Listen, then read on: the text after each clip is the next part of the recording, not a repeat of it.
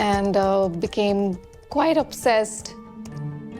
It began with India's genuine boom in outsourcing, I would say like the beginning of the millennium. There was like a whole generation of people then who were urban, they spoke English, they knew a little bit of computers, and they were working at these call centers that were coming up in Gurgaon, in Bangalore, in the outskirts of Mumbai. And that went on for, I would say, about 10 years nicely. And then the market itself started to shift out of India. But those in the call center industry realized that there was still a demand for their services, helping people in developed countries solve their IT problems, real or fake. They started, in fact, by like stealing the databases of genuine customer bases from these like big tech companies that they had worked at, and started to set up these small centers where you already had that industry network. Now, in areas like Gurgaon, it's impossible to tell just how much of the business is real and how much of it is a scam operation.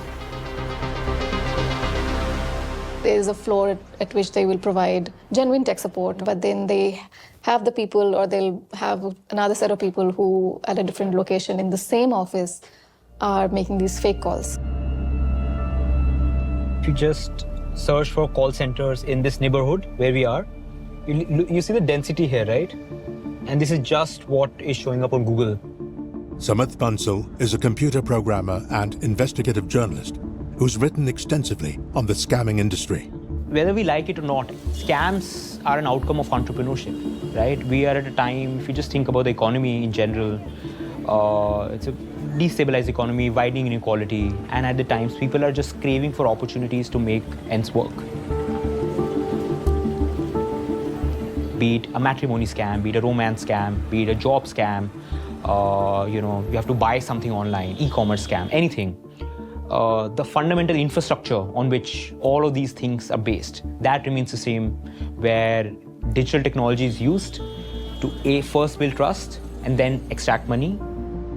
Samarth and Snigdha were part of a team that exposed a huge international tech scam based in Gurgaon in 2017. They revealed that a well-known Apple-authorized reseller was also running an industrial-scale call center scamming operation, allegedly making $100,000 a day. Samarth expected the investigation to have a huge impact and result in multiple arrests. It was carried in the Hindustan Times, the National Daily, and after that, nothing really happened, in the sense that when the police did the story, but all I got in response from one of the officers was a thumbs up emoticon on WhatsApp, but nothing more than that. Since then, the service as a scam industry has gone from strength to strength, with international agencies that monitor fraud reporting a quadrupling of attempted scams. If we talk about scope as in that how much money is there to be made, it's way too big for you to understand it and me to explain it.